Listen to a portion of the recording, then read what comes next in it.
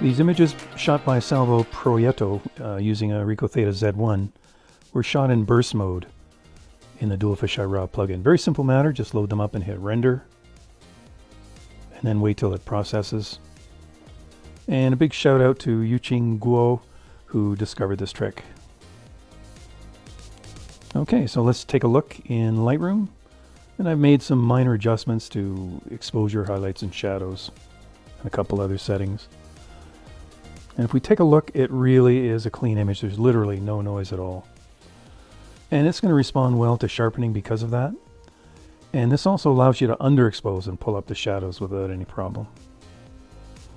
So a little bit of sharpening, some noise reduction, and masking is going to make this really crisp. So we're going to go ahead and stitch it in the Ricoh Theta Stitcher.